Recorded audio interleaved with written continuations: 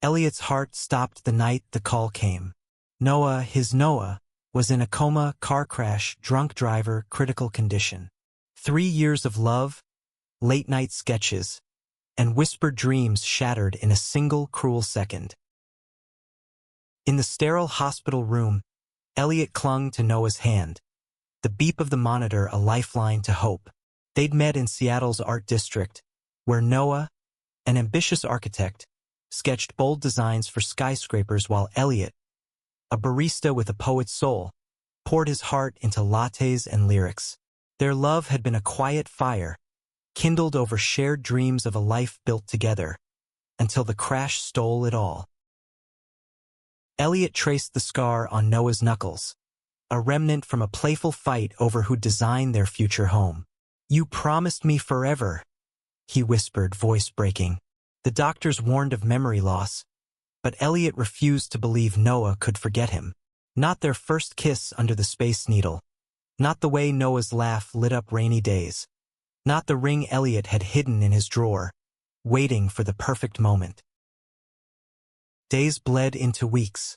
Elliot haunted the hospital, sketching Noah's sleeping face in a notebook, each line a prayer for recovery. He ignored the pitying looks from nurses, the way his boss at the cafe hinted he might lose his job. Nothing mattered but Noah waking up. On the 23rd day, Noah's eyes fluttered open. Elliot's heart soared, until Noah's gaze met his, blank and distant. "Who are you?" Noah's voice was hoarse, confused. Elliot's world crumbled. Amnesia, the doctors confirmed. Noah remembered his name, his career, but not Elliot. Not their love. Desperate, Elliot showed Noah photos, recounted their story. Their first date at Pike Place, the night they danced in a rain-soaked alley. Noah listened, polite but detached, his eyes lacking the spark that once burned for Elliot. "I'm sorry," Noah said. "I don't feel it." Each word was a knife. Elliot stumbled out of the hospital, Seattle's gray skies mirroring his grief. He wandered to their favorite park, collapsing on the bench where they'd shared countless moments. How could love so fierce vanish? He clutched the ring in his pocket, its weight a cruel reminder of a future now lost. Back at their shared apartment, Elliot faced another blow. Noah's sister, Clara, arrived to help with his recovery. She was kind but firm. Noah needed space, not pressure. "He's not the same, Elliot," she said gently. "You can't force him to remember." Elliot moved out, leaving behind Noah's sketches pinned to the walls, their shared vinyl collection, the life they'd built. He crashed on a friend's couch, drowning in memories. Every corner of Seattle screamed Noah. The cafe where they'd met, the waterfront where they'd planned a future. Yet Noah was a stranger now, his heart locked behind a wall Elliot couldn't breach. Weeks later, Elliot heard Noah was back at work, designing again. He dared to hope, visiting Noah's firm with a coffee, their old ritual. But when he arrived, he froze. Noah was laughing with a new colleague, a man named Julian, mid-30s, with a confident smile and sharp cheekbones. Their ease, the way Noah's eyes lit up, gutted Elliot. It was the look Noah once gave him. Julian noticed Elliot first. "Can I help you?" he asked, his tone polite but territorial. Noah turned, his expression blank again. "Elliot, right? Thanks for the coffee." No warmth, no recognition.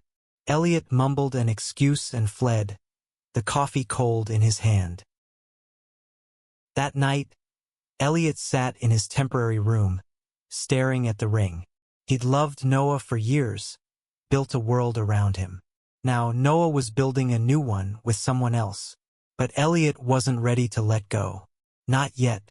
He'd fight for Noah, for their love, even if it meant facing a truth that might break him. Elliot's days became a battle against despair. He returned to the cafe, pouring espresso with mechanical precision, but his mind replayed Noah's blank stare, Julian's easy smile. Seattle's vibrancy mocked him. Every mural, every street corner held a ghost of their past. He tried to move on. Friends dragged him to bars, urging him to date, but no one compared to Noah. The architect's sharp wit, his quiet passion for structures that touched the sky, had carved a space in Elliot's heart no one else could fill. He kept the ring in his pocket, a talisman of hope, though hope felt like a fading ember. One rainy evening, Elliot spotted Noah at a gallery opening in Pioneer Square. Noah's designs were on display, bold lines and sweeping curves that screamed his genius. Elliot lingered in the shadows, watching Noah charm the crowd. Julian was there, too, his hand grazing Noah's arm, their laughter a private melody. Elliot's chest tightened, but he couldn't look away. He approached, heart pounding. "Noah," he said, voice steady despite the storm inside. Noah turned, his smile polite but empty. "Elliot, good to see you." The words were hollow. Julian stepped closer, introducing himself with a handshake that felt like a challenge. "Noah's told me about you," Julian said, his tone unreadable. "You were close." "Were?" Elliot's voice cracked. He wanted to scream that they are close, that 3 years of love couldn't vanish. But Noah's gaze drifted, uninterested. "I'm glad you're doing okay," Noah said, then turned back to Julian, dismissing Elliot without a word. Crushed, Elliot left the gallery, rain soaking his jacket. He wandered to their old haunt, a jazz club where they'd spent nights lost in music and each other. The saxophone wailed, echoing his grief. He ordered a whiskey, then another, letting the burn dull the ache. A stranger flirted, but Elliot barely noticed. His heart was still Noah's, even if Noah's wasn't his. The next day, Clara called. Noah was struggling, she said. Flashes of memories, headaches, confusion. "He's asking questions about his past," she admitted. "He mentioned you." Elliot's pulse raced. Was Noah remembering? He agreed to meet at Clara's apartment, where Noah was staying. When Elliot arrived, Noah was sketching, his brow furrowed. "Elliot," he said, looking up, "Clara says we were together." His tone was curious, not warm, but it was enough to ignite Elliot's hope. "We were," Elliot said softly, pulling out his notebook of sketches. Portraits of Noah, their moments together. "This was us." Noah studied the drawings, his fingers tracing a sketch of them laughing by the waterfront. "I don't remember this," he murmured, frustration in his voice. "But it feels familiar." Elliot's heart leapt, but Noah's next words cut deep. "Julian's been helping me. He's easy to be around." Elliot swallowed his pain. "I just want you to be happy, Noah, even if it's not with me." He left the notebook with Noah, a piece of his heart on every page. As he walked away, he felt the ring in his pocket, heavier than ever. He wasn't giving up, but the fight was breaking him. Back at the cafe, Elliot threw himself into work, but his mind wandered. He started writing again, pouring his love and loss into poems. One night, he performed at an open mic, his words raw and aching. The crowd was silent, then erupted in applause. A woman approached after, introducing herself as Mia, a publisher. "Your pain is powerful," she said. "Ever thought of a book?" Elliot hadn't, but the idea sparked something. Maybe his love for Noah could live on in words, even if not in life. He began writing late into the night, each poem a brick in the foundation of his healing.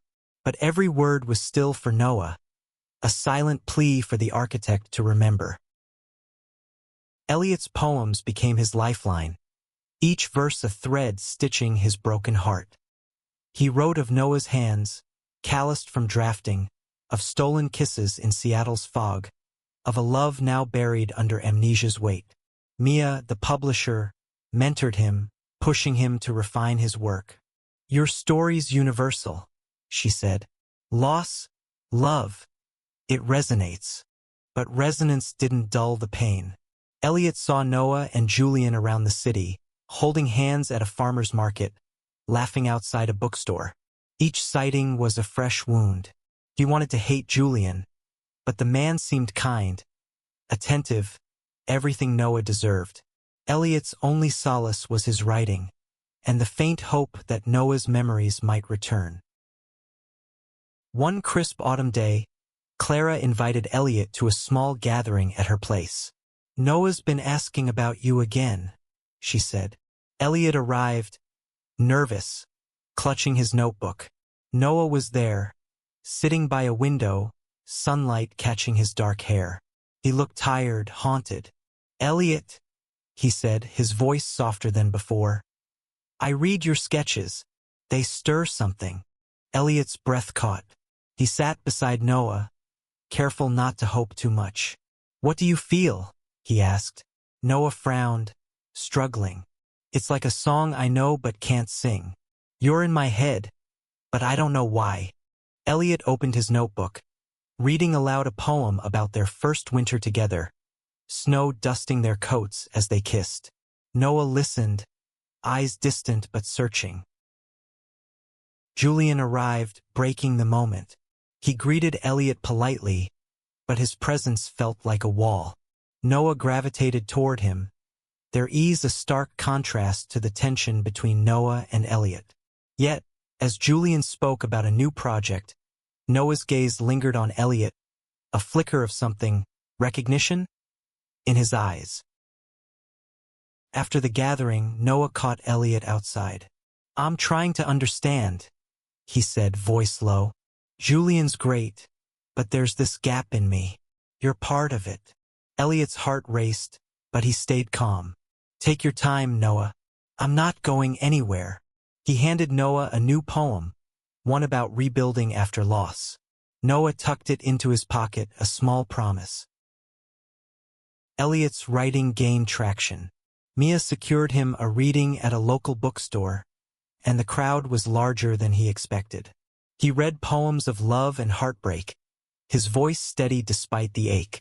Afterward, a familiar face approached.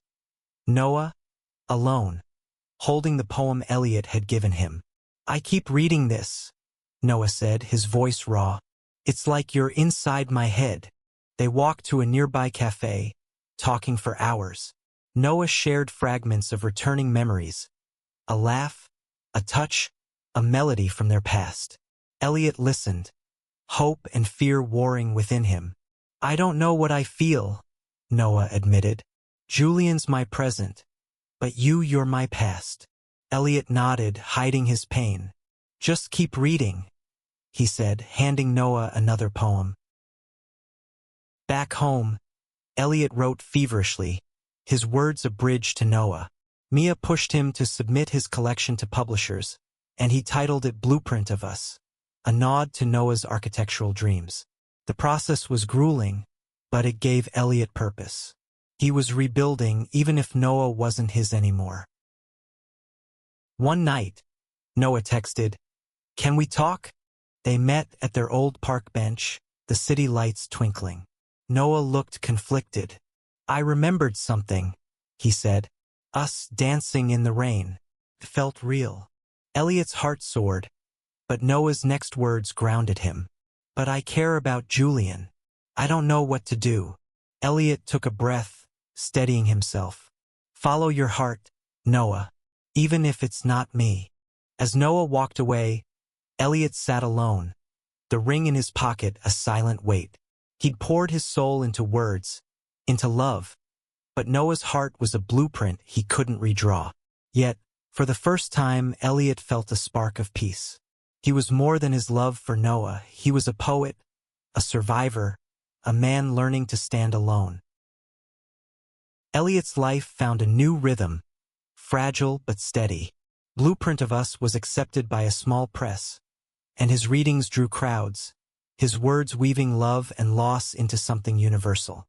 Yet, every poem was still for Noah, a silent conversation with a man who might never fully return. Noah's texts came sporadically, questions about their past, memories that surfaced like ghosts. Elliot answered each one, careful not to push, each reply a thread in the fragile bridge between them. But Noah's life with Julian was solidifying. They were seen at art shows, planning a trip to Portland. Elliot tried to focus on his own path, but the ring in his pocket burned, a reminder of what might have been. One evening, Mia invited Elliot to a literary event where he'd read alongside established poets. Nervous but determined, he poured his heart into his performance, his voice carrying the weight of his journey. The crowd was rapt, and afterward, Noah appeared, alone, his eyes intense. "Your words," he said. "They're unlocking something in me." They walked to the waterfront, Seattle's skyline glittering. Noah confessed that his memories were returning in waves, fragments of their love, their fights, their dreams. "I remember you sketching me," he said, voice breaking. "I remember loving you." Elliot's heart pounded, but he saw the conflict in Noah's eyes. "What about Julian?" Elliot asked, dreading the answer. Noah sighed. "He's good for me, stable. But you're like a piece of me I can't let go." Elliot wanted to beg, to fight, but he loved Noah too much to trap him. "You don't have to choose now," he said. "Just keep remembering." He gave Noah a new poem, one about letting go without losing love. The next weeks were a whirlwind. Elliot's book launch approached, and he threw himself into preparations, but Noah's presence lingered. They met often, always at neutral places, parks, cafes, where Noah shared new memories, each one a spark of their past. Elliot felt the old fire rekindling, but Julian was ever present, a shadow over their tentative reconnection. One night, Noah called, his voice urgent. "I need to see you." They met at the jazz club, the saxophone weaving through their silence. Noah looked torn. "I remembered our last fight," he said. "I was scared you'd leave me. I loved you so much." Elliot's eyes stung. "I never would have left," he whispered. Noah reached for his hand, and for a moment it was like before the crash. But Julian called, pulling Noah back to his present. As Noah left, Elliot felt the ring in his pocket, its weight unbearable. He knew he couldn't keep living for a maybe. At his book launch, Elliot read with a new strength, his words no longer just for Noah but for himself. The crowd roared and Mia beamed. "You're finding your voice," she said. After Noah showed up holding Blueprint of Us. "I read it," he said. "Every page feels like us." Elliot smiled, bittersweet. "It is us. But you have to decide what us means now." Noah nodded, eyes wet. "I'm trying, Elliot. I'm trying." Elliot walked home alone, the city alive around him. He was proud of his book, his growth, but his heart still ached. Noah was remembering, but love wasn't a blueprint you could force into place. Elliot had to let Noah choose, even if it meant losing him forever. For the first time, he saw a future beyond Noah, a future where he could love himself, too. Elliot stood on the edge of his new life, Blueprint of Us now in bookstores, its pages a testament to his heart's journey. He read at events across Seattle, his words resonating with strangers who saw their own loves and losses in his. Yet, Noah's shadow lingered, a melody Elliot couldn't silence. Noah's memories grew sharper, his texts more frequent. He'd remember small things, their favorite diner, the way Elliot hummed off-key, and each revelation pulled Elliot back into hope's orbit. But Julian remained, a steady presence in Noah's life. Elliot wrestled with his heart, torn between fighting for love and letting go for Noah's happiness. One winter night, Noah asked to meet at their old bench, the one from the image prompt. Snow dusted the ground. The city hushed under a blanket of white. Noah looked different, older, certain. "I broke things off with Julian," he said, his breath visible in the cold. Elliot's heart stopped. "Why?" he asked, voice barely a whisper. Noah's eyes met his, clear and warm, the way they used to be. Because I remembered you, all of you. The crash took you from me, but your poems, your sketches, they brought me back. He pulled out blueprint of us, its pages worn. This is our story, Elliot. I want it back. Elliot's tears fell, mixing with the snow. He pulled the ring from his pocket, its silver glinting. I've carried this for years, he said, voice shaking. It was always for you. Noah's hand closed over his, warm and sure. Then give it to me now, he said, smiling through tears. They kissed, slow and deep, the city fading around them. It wasn't the end of their pain. Amnesia had scarred them, and trust would take time to rebuild. But it was a beginning, a new blueprint for a love that had survived the impossible. Elliot slid the ring onto Noah's finger, a promise reborn. Months later, Elliot and Noah moved back into their old apartment, relearning each other.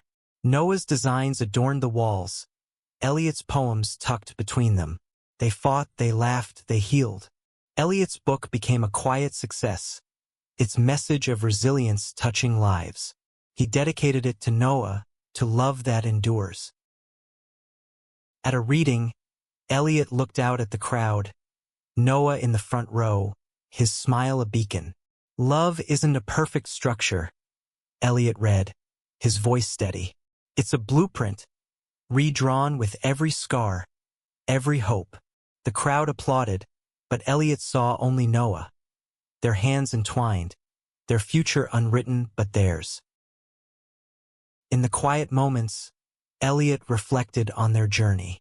Love had tested them, broken them, but it had also rebuilt them.